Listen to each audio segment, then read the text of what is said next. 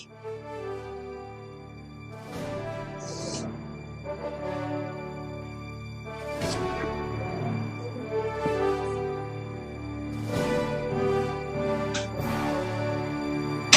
students, in this lesson we are going to learn punctuation.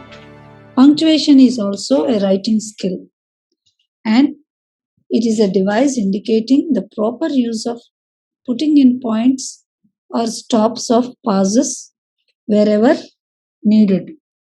So punctuation ante అవసరమైన చోట stops అంటే full stop పెట్టుకోవడం, దాని ద్వారా మనం ఎంత గ్యాప్ ఇవ్వాలి అనేది ఇండికేట్ చేయడానికే మనం పంక్చుయేషన్ ని వాడుకుంటాం. The word punctuation is derived from the Latin word punctum, which means a point and it enables us conveying the idea clearly. So Latin word నుంచి ఇది derive చేయబడింది పంక్చుయేషన్ అనే వర్డ్ punctum అని. దానికి అర్థం ఏంటంటే కన్వేయింగ్ ద ఐడియా క్లియర్లీ, అంటే ఒక ఐడియాని క్లియర్గా, correctly and quickly without giving scope for any vagueness, semantic ambiguity. So క్లియర్గాను, కరెక్ట్గా and giving no scope for any vagueness. Vagueness అంటే అంబిగ్విటీ, అంటే క్లియర్గా లేదు, క్లారిటీ లేదు, లేకపోతే లాంగ్వేజ్ అర్థం అవటం లేదు అనే స్కోప్ లేకుండా ఇచ్చేది. So omission of punctuation marks sometimes can lead to total negation of intended meaning and even to grave consequences. So ఎప్పుడైతే మనం పంక్చుయేషన్ మార్క్స్ని వదిలేస్తామో, సరిగ్గా పెట్టామో, అప్పుడు మీనింగ్ ఈజ్ నెగేటెడ్, అంటే నెగిటివ్ మీనింగ్ వచ్చేస్తుంది. It means the correct use of different marks, such as we unstop the comma, the semicolon, the colon, quotation marks, marks of interrogation and exclamation, etc. in a written sentence. So ఇవి quotation marks అన్నీ కూడా like comma, full stop, semicolon, colon, quotation marks ఇవన్నీ కూడా ఒక సెంటెన్స్లో కరెక్ట్గా ఉన్నట్లయితే దానికి correct meaning convey అవుతుంది. Recently, the trend of modern usage is towards an increasing economy in punctuation, and as such, we find long sentences without a comma or other pauses. Modern trend ఏంటంటే long sentences without pauses or comma వాడడం అనేది మనం చూస్తున్నాం. కానీ olden డేస్లో punctuation చాలా ఖచ్చితంగా వాడేవారు. ఇప్పటికీ కూడా గ్రాంధికంగా లిటరరీ స్టైల్లో అది వాడబడుతూనే ఉంది. కానీ కొంత మోడర్నిటీ అనేది పంక్చుయేషన్లో కూడా వచ్చింది. Often it leads to an inherent difficulty in quickly grasping the writer's meaning. So what is the writer's meaning అనేది మనం గ్రాస్ప్ చేయడం కష్టమైపోతుంది పంక్చుయేషన్ లేకపోతే. That is why punctuation aims at making the meaning of written words as clear as possible, and writing with correct punctuation leads to correct communication. So, why is punctuation needed? What is the aim of punctuation? It is making the meaning of written words. రాసిన పదాలకి meaning రావాలి అంటే తప్పకుండా punctuation అవసరము. And also writing with correct punctuation leads to correct communication. Correct communication punctuation కరెక్ట్గా ఉంటేనే జరుగుతుంది. Now the following are the significant punctuation marks. ఇక్కడ మనం చూసినట్లయితే 11 ఉన్నాయి. ఇవి పంక్చుయేషన్ మార్క్స్. ఇవి full stop, comma, semicolon, colon, inverted commas or quotation marks, question mark, exclamation mark, dash, hyphen, apostrophe, parenthesis. So ఈ 11 సిగ్నిఫికెంట్ పంక్చుయేషన్ మార్క్స్ని మనం ఒకటొకటి తెలుసుకుందాం. The first one is full stop. బ్రాకెట్స్లో you have the symbol given there. Full stop అంటే ఏంటో symbol అన్నిటికీ అలాగే మనం తెలుసుకుందాం. The full stop represents the longest pause. Full stop అనేది లాంగెస్ట్ పాజ్ అంటే గ్యాప్ ఇస్తది. ఇండికేట్ చేస్తది. A sentence begins with a capital letter and ends with a full stop or question mark or exclamatory mark depending on the type of sentence. A statement or a question or an exclamation. So full stop అనేది longest pause అయితే sentence ఎప్పుడు కూడా మీరు గుర్తుంచుకోవాల్సింది capital లెటర్తో begin అవుతుంది and full స్టాప్తో end అవుతుంది. లేదంటే full stop కాకపోతే క్వశ్చన్ మార్క్ కాకపోతే exclamatory mark depending on the type of sentence. Sentence ఏమైంది, స్టేట్మెంటా, క్వశ్చనా, ఎక్స్క్లమేషనా, దాన్ని బట్టి ఆ ఫుల్ స్టాప్ ఉంటుంది. క్వశ్చన్ అయితే క్వశ్చన్ మార్క్ ఉంటుంది. ఇక్కడ మనం చూస్తున్నాం first point the full stop marks the end of an assertive are imperative sentence. So assertive సెంటెన్స్లో ఫుల్ స్టాప్ ఉంటుంది. అలాగే ఇంపరేటివ్ సెంటెన్స్ అంటే కమాండ్స్ అండ్ రిక్వెస్ట్ అన్నమాట, దానికి కూడా ఫుల్ స్టాపే ఉంటుంది. Krishna is a teacher, assertive sentence. Padma sing sweetly, assertive sentence. Open the door, అది command. Please give me your pen, request. వీటన్నిటికీ ఫుల్ స్టాప్ ఉండడం మనం చూస్తున్నాం. Second point, the full stop is used to mark abbreviations and initials. So abbreviations అంటే మీకు తెలుసు కదా, BA, bachelor of ఆర్ట్స్కి బిఏ అంటున్నాం. యూకే, యునైటెడ్ కింగ్డమ్, వీటన్నిటికీ అబ్రివేషన్స్ అన్నిటికీ కూడా తప్పకుండా మధ్యలో ఫుల్ స్టాప్ అనేది, ఫుల్ స్టాప్ని పీరియడ్ అని కూడా అంటారు, అది పెట్టడం మనం చూస్తున్నాం. డాక్టర్ తర్వాత ఫుల్ స్టాప్ పెట్టాలి. KL Rao, MSc, USA, IAS, LIC, PB Shelley, doctor TV Reddy, వీటన్నిటికీ మనం చూస్తున్నాం ఇనీషియల్స్ తర్వాత కూడా ఫుల్ స్టాప్ పెట్టడం అనేది జరిగింది. ఇనీషియల్స్ అంటే మన ఇంటి పేర్లు, తర్వాత మనం షార్ట్ కట్లో రాస్తాం, అవన్నీ కూడా ఇనీషియల్స్ అంటాం కదా. సో వాటి తర్వాత కూడా ఫుల్ స్టాప్ అనేది అవసరము. Next, full stops are not used in the abbreviations of international organizations and commissions. Full stop అనేది ఇంటర్నేషనల్ ఆర్గనైజేషన్స్లోను కమిషన్స్లోను మనము వాడము. ఎక్కడెక్కడ, UNO, UNESCO, WHO, ILO, OPEC, international organizations, commissions, వీటిలో మనం వాడకూడదు కాబట్టి ఇక్కడ ఇండికేట్ చేయబడింది. అలాగే మిస్టర్, మిస్సెస్ తర్వాత కూడా మనం ఫుల్ స్టాప్ పెట్టకూడదు. Next the comma. Comma is very very important. Comma అనేది చాలా ఇంపార్టెంట్. అది it represents the shortest pause, అంటే దానికి తక్కువ గ్యాప్. కామా ఉందంటే గ్యాప్ తక్కువ ఇస్తున్నామని అన్నమాట అర్థం. సో చాలా వాటికి కామాస్ యూజ్ చేయాలి. అలా యూజ్ చేస్తేనే సెంటెన్స్కి మీనింగ్ వస్తుంది. యాక్చువల్గా కామాస్ని వాడడం నేర్చుకుంటేనే పంక్చుయేషన్లో మనం కొంత పట్టు సాధించినట్లు. సో ఎక్కడెక్కడ కామాస్ యూజ్ చేయాలి? To separate items, that is words or phrases or clauses in a sentence or in a list. So దేన్ని సెపరేట్ చేయడానికి? వర్డ్స్ ఆర్ ఫ్రేజెస్ని, క్లాజెస్ని, సెంటెన్స్లో ఒక లిస్ట్ ఏదైనా ఉంటే సెపరేట్ చేయడానికి వి యూజ్ కామా. ఎగ్జాంపుల్స్ చూద్దాం. ధర్మరాజ, భీమ, అర్జున, నకుల్, సహదేవ్ వర్ ఐడియల్ బ్రదర్స్. సో పంచపాండవులు, వాళ్ళ పేర్లు, 5 పేర్లు చెప్తున్నప్పుడు 5 తర్వాత ఒక్కొక్క పేరుకి కామా ఇస్తున్నాం, కామా పెట్టాలి. నకుల్ అండ్ సహదేవ్, చివరి దానికి మటుకు అండ్తో జాయిన్ చేసి మనం పెడుతున్నాం. సో సెపరేట్ చేసాం అన్నమాట. Caesar came, saw and conquered, it's a phrase. Caesar came, saw and conquered. Elizabeth is a lively, vivacious, sensible, handsome and intelligent character. So ఆ కామా ఉంటేనే మన style of reading, communication will also be different. ఇదంతా కలిపి చదివారు. Elizabeth is a lively, vivacious, sensible, handsome and intelligent character.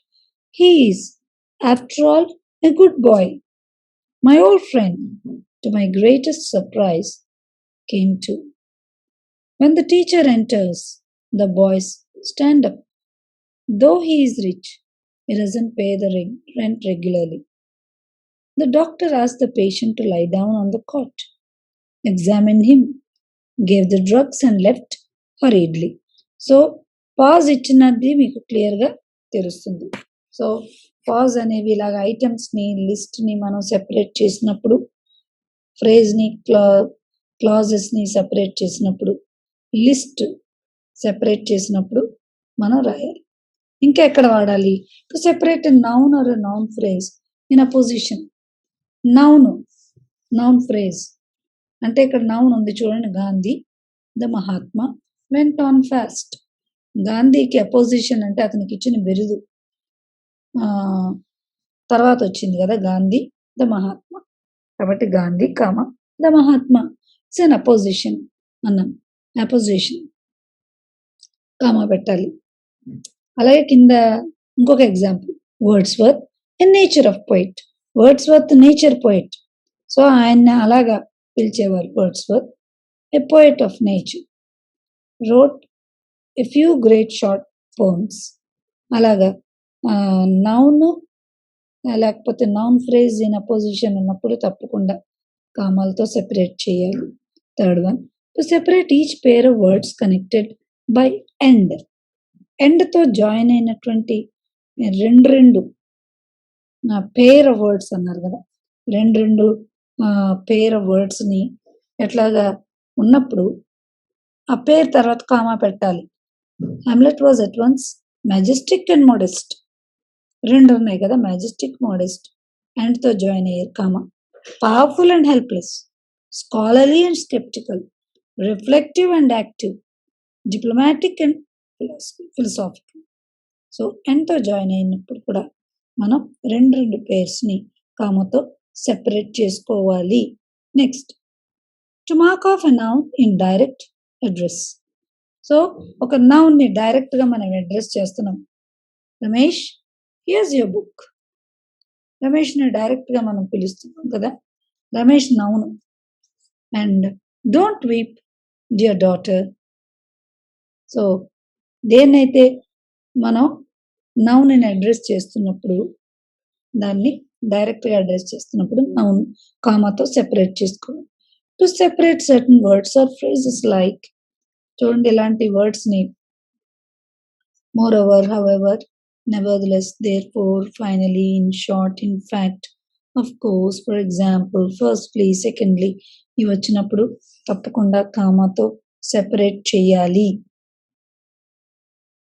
We generally serve as link words or connectives in connected writing. వీటిని link words అంటారు.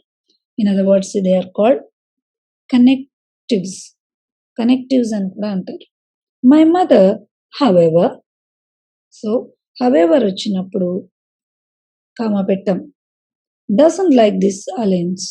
In fact, I don't want the actual cause for the quarrel. Of course, what he says is true. So gap వచ్చింది కదా, comma అనేది ఒక shortest pause అని మనం చెప్పుకున్నాం. Pause ఇవ్వడం, కొంచెం గ్యాప్ ఇచ్చి చదువుతాం. Of course, what he says is true. No, of course, what he says is true. So gap అనేది మీరు అక్కడ ఇచ్చాము, చదివేటప్పుడు కూడా అదే ఫాలో అయ్యి చదువుతాం. Then the meaning is, the intended meaning is conveyed. Never mind, you can write the answers tomorrow. The committee did not invite him. No wonder. He has not attended the function. So full stop వచ్చినప్పుడు అక్కడికి మనం మీనింగ్ని end చేస్తున్నట్లే చదవాలి. And మన మైండ్లో కూడా అదే ఉంటుంది కదా, no wonder. He has not attended the function అని అంటే అక్కడికి ఇంకా మీనింగ్ అయిపోయినట్టు కాదు. attended the function. No wonder he has not attended the function. Meaning అక్కడికి ఎండ్ అయిపోయింది, ఫుల్ మీనింగ్ వచ్చింది. Next sixth one, to separate certain discourse markers for introducing words from the rest of the sentence. Discourse markers అని ఉన్నాయి. అంటే ఒకటి ఏదన్నా చెప్పేటప్పుడు, well I will begin the second lesson today, no I won't accept your proposal, all said and done, it was a good experience for me. So ఒక pause అని ఇచ్చాం. ఈ మూడు కూడా బిగినింగ్ లో మనం రాసాము. They are called discourse markers or introducing words. దేన్నైనా ఒక టాపిక్ ని మనం ఇంట్రడ్యూస్ చేసేటప్పుడు ఒక డిస్కోర్స్ మార్కర్స్ గా అవి మనం పెట్టాము. ఇవి గుర్తుంచుకోండి. దాని తర్వాత కామా ఉంటుంది. 7th point, to mark off participial phrases. Finding no one in the house, the thief entered. So వీటిని ఏమన్నారంటే participial phrases అన్నారు. Having lost his purse, he had to borrow for his return ticket. On seeing his lost son, he burst into tears. So pause అనేది అక్కడ ఇచ్చారు. These are one kind of phrases. Next, to mark off question tags. Question tags గురించి మీరు already విన్నారు. You will attend the dinner, won't you? So question tag ముందు ఖచ్చితంగా comma పెట్టాలి. She doesn't know how to cook, does she? So అక్కడ కూడా comma ఉంది. You might have observed. To mark off the reporting verb from the direct speech. మరి reporting verb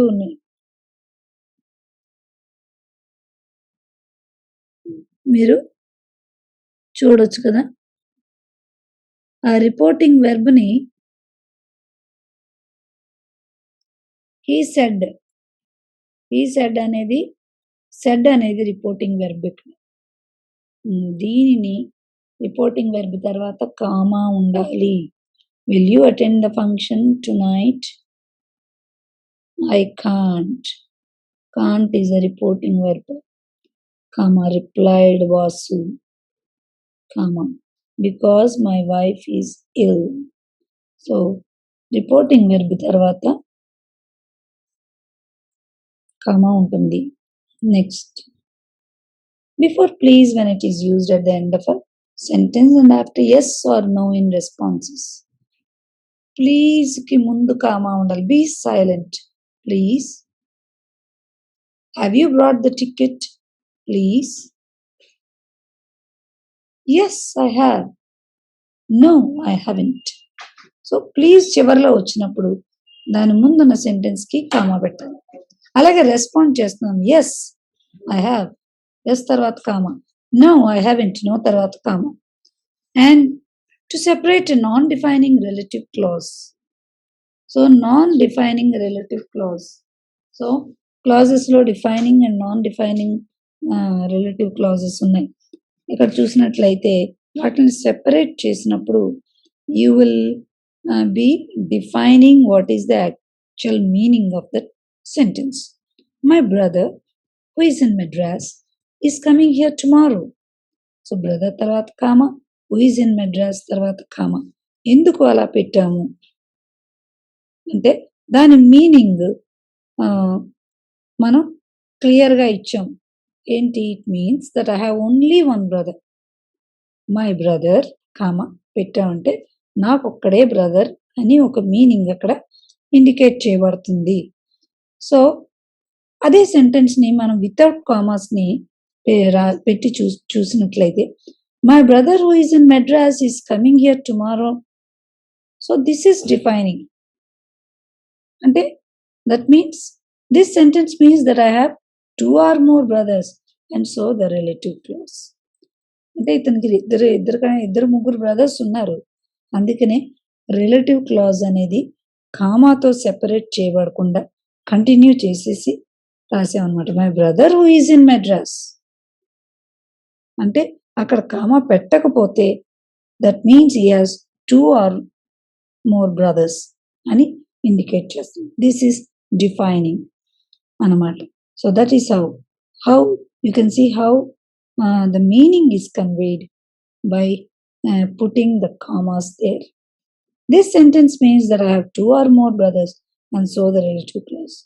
Who is in Madras is essential in order to identify the brother who I am talking about. Who is in Madras అని మనం అన్నామంటే ఎందుకు అన్నాము? This is essential in order to identify the brother who I'm talking about. నేను ఎవరి గురించి మాట్లాడుతున్నాను? మెడ్రాస్లో ఉన్న బ్రదర్ గురించి మాట్లాడుతున్నాను. కాబట్టే this is the defining relative clause అని అన్నమాట. ముందు మనం కామాలు పెట్టాం. కామాలు పెడితే దాని మీనింగ్ ఏంటో మనం చూసాము. And without commas also how the meaning is conveyed differently అనేది ఈ సెంటెన్స్లో మనం చూసాం. So next comes the semicolon. You can see here how the semicolon is indicated. The symbol of the semicolon is indicated here. The semicolon represents a longer pause than the comma. So, comma ki shortest pause anamata.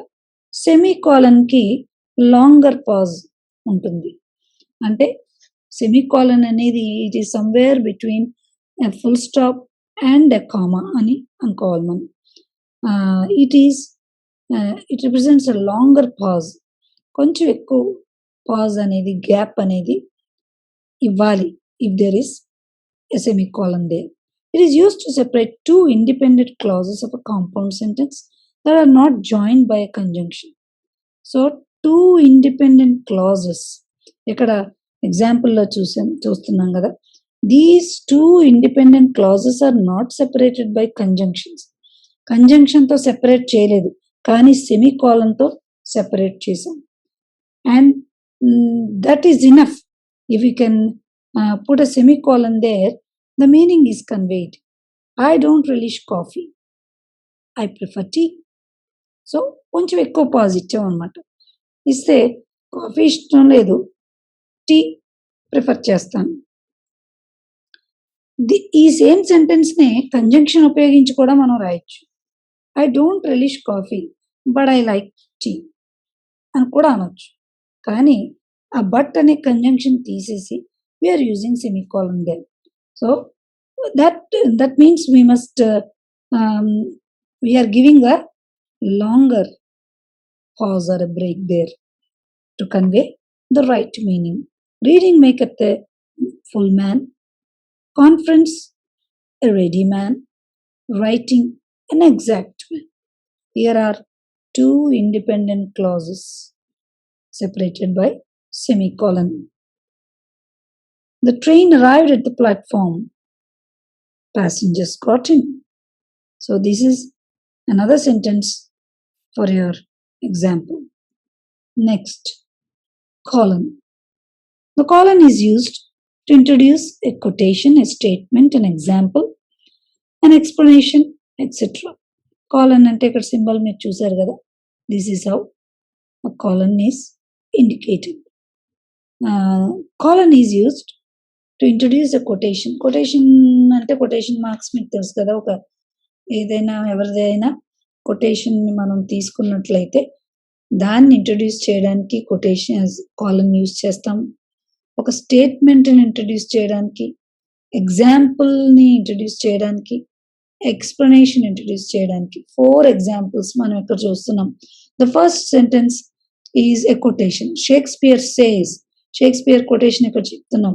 There is nothing good or bad, thinking makes it so. So says అని ఇక్కడ colon పెట్టాం. There is nothing good or bad. Here again 2 independent clauses semicolon ద్వారా separate చేయబడినాయి కదా.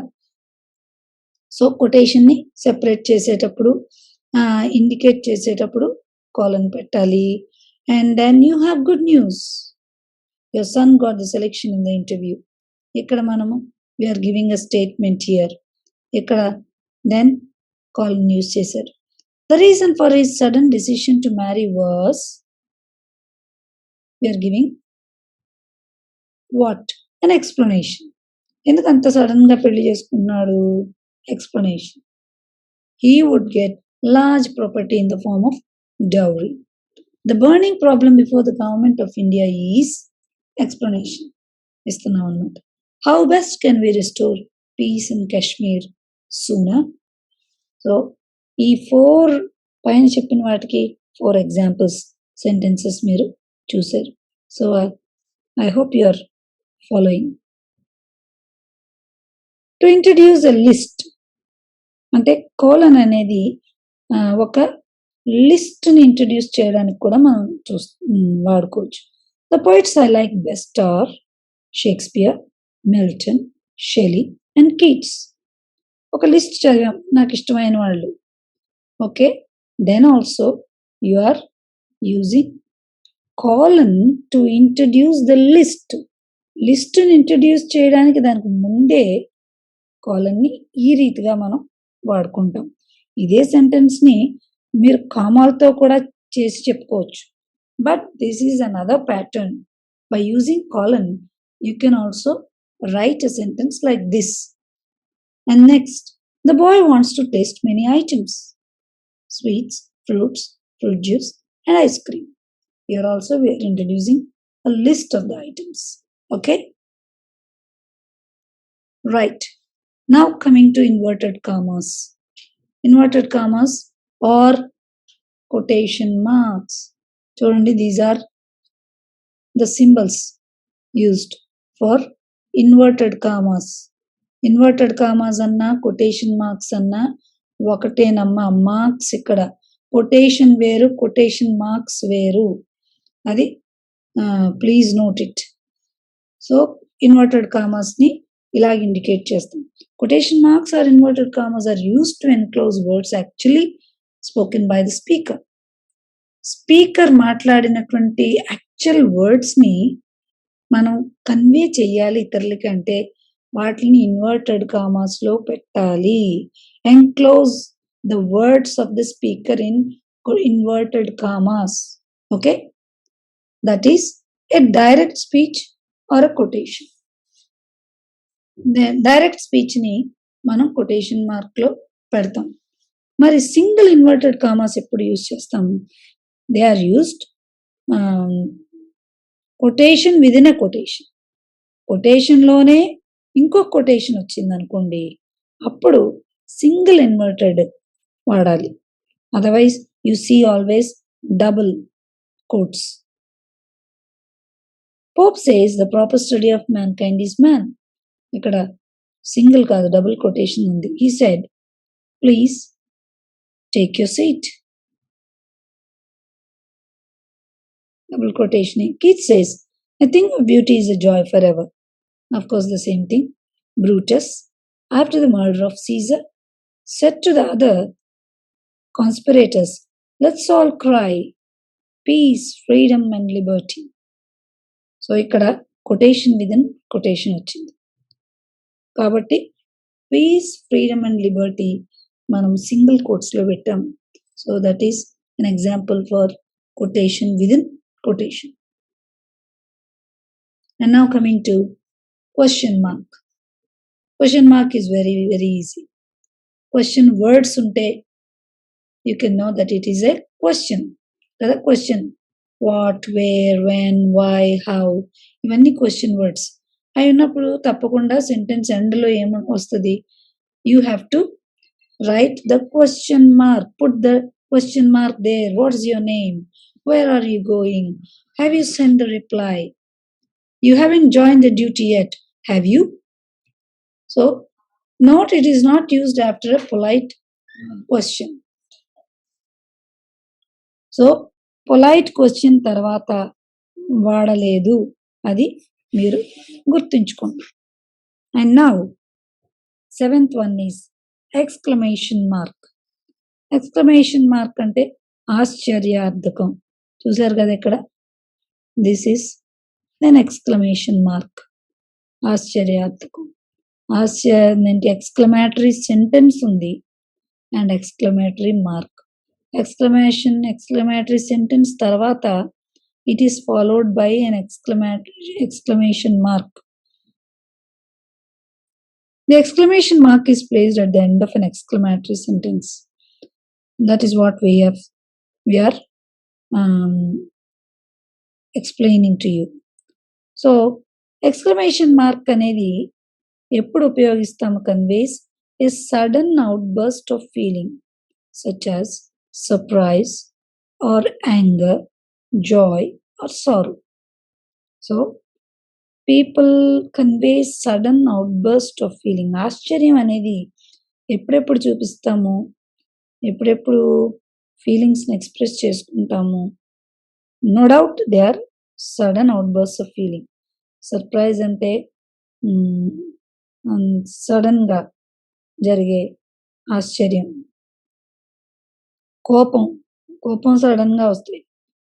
Joy సడన్గా వచ్చే ఆనందం, సడన్గా వచ్చే దుఃఖం. సారో కదా. Surprise, what a chill whether it is. What a pleasant weather it is. What a lovely shirt. What a beautiful garden. Oh, what a pity. Alas, the poor man died of sickness, died of cancer.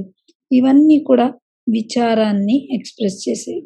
Alas, oh, it's a pity. Hooray, at last. ఇవన్నీ కూడా sudden outburst of feelings, exclamatory words అని కూడా ఉన్నాయి. వీటిని exclamation మార్క్తో మనం indicate చేస్తూ ఉంటాం. So students, ఇప్పుడు మనం 7 నేర్చుకున్నాం. In our next class we will learn more 8, 9, 10, 11 next క్లాస్లో నేర్చుకుందాము.